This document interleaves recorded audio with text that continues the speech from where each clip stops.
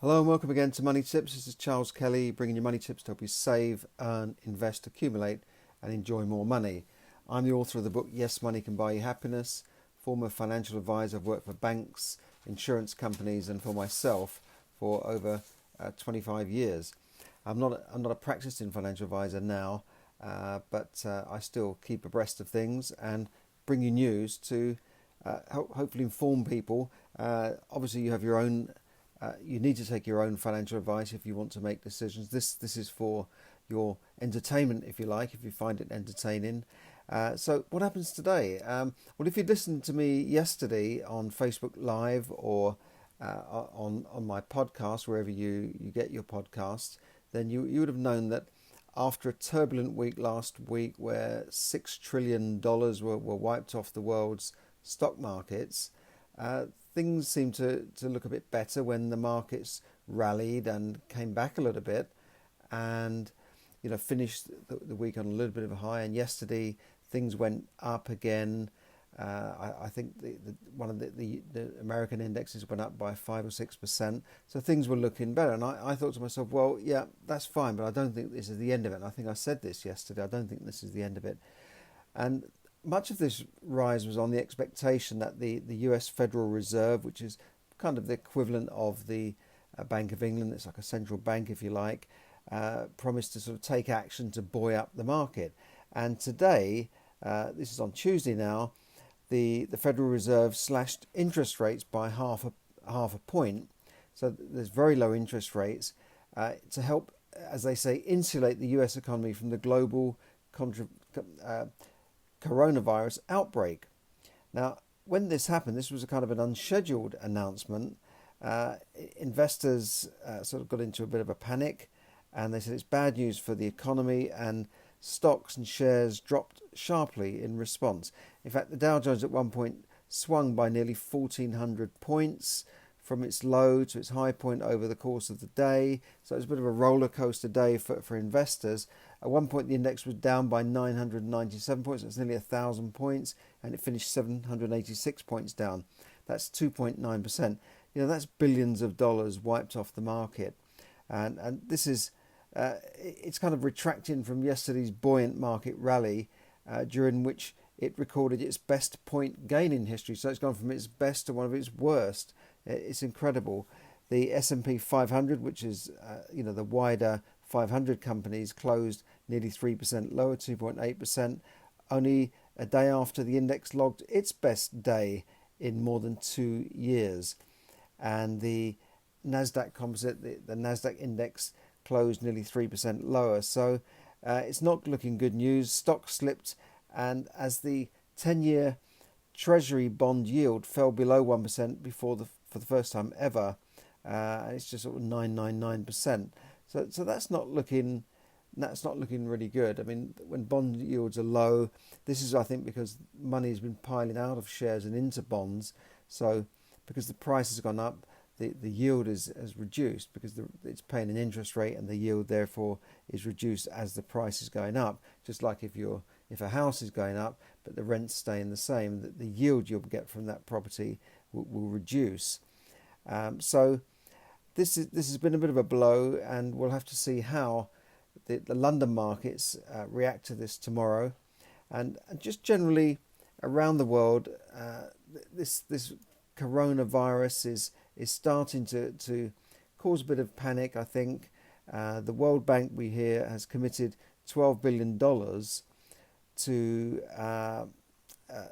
in aid for developing countries to cope with this spreading coronavirus. And I don't know where this $12 billion suddenly comes from. They just pluck money out of the air, don't they? Where does it all come from? But that's what's happening. And we see that there are more and more cases in Japan. Iran is in big trouble. Some of its ministers have got in the parliament have got the coronavirus. One person's already died there from the government. So it's looking pretty dire. Japan, we have people saying that it may be a lot worse than people think. There may be more cases there than has been reported. So it's looking, I think in one respect, Britain has got control over it, but in another respect, you just hear that as this spreads and as we get to know how many people have really got coronavirus, who knows what could happen. We could see closures of events and then maybe businesses and so on. It could be quite serious for the market. And that's at a time when economies were starting to recover from, a few years of low growth and a bit of austerity and that sort of thing. So it's quite sad to see that this has hit the world. And it only takes something like this to send the markets into a tailspin.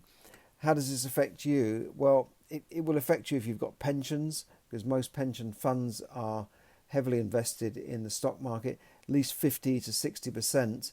So if that's the case, then your pension could be affected. Now, for those of you in a final salary scheme where your benefit is defined by your final salary, you may not be in such a worry. But the only real pension scheme that's really guaranteed is if you're in a government pension scheme. And these will be affected by low bond yields because, you've got falling stocks and shares and lower bond yields, which will all affect pensions. So, and how it affects people in many ways, you might not think that is the real economy, but the real economy will be affected by stock market prices, and because the prices are reflecting the value of those companies. It will make some companies weak. They could be vulnerable to takeovers. So it will affect things, and it will affect the amount of investment that those companies can make in the real economy, in opening up new divisions, new bringing out new products, employing more people. So all of these things will have a knock-on effect. So all I can say is hold tight. There's a roller coaster ride out there on the stock markets. Hopefully things will settle down, because at the end of the day, the virus is here, and people who get it and who are young enough to cope with it and strong enough will be okay. And we know that more people die from flu than are dying from this virus. However, the unknown factor is it is spreading. I was listening to a report today on the news about somebody in Singapore that had it, a lady, and she survived it, obviously. But after a couple of weeks of quarantine or isolation in a hospital ward, but she said it was like a kind of a bad case of the flu and a chest infection where she couldn't quite breathe properly, and she said it was pretty rough, but she got over it. What we don't know is how many people are out there spreading it around because maybe they don't want to take time off work, they can't afford to take time off work, and that is going to be a big problem. So let's see what happens. As I said, shares went up yesterday, they've gone down today. It's one of those, when you see the charts, they're going all over the place, up and down. Gold had gone down actually a bit, and it seems that gold and silver have come up again. Who knows what's going to happen? My gut feeling is that the market will see further falls, and in one way that's bad. In another way, if you are an investor, you might be able to pick up some good companies at sale prices, if you like. But for the rest of us, it's pretty bad news for pension holders, and as I said, people who are invested in. And obviously, low interest rates are great for mortgages because America's reduced their rates, but it doesn't help savers who rely on savings and for their pension and for just people who live off their savings. So that's bad news for them. So anyway, that's all for now. Thanks for listening. Thanks for tuning in. Hi there to John and a few others who've jumped in on Facebook Live. Thanks for listening. This is Charles Kelly, bringing you money tips to help you save, earn, invest, accumulate, and enjoy more money. Good night for now.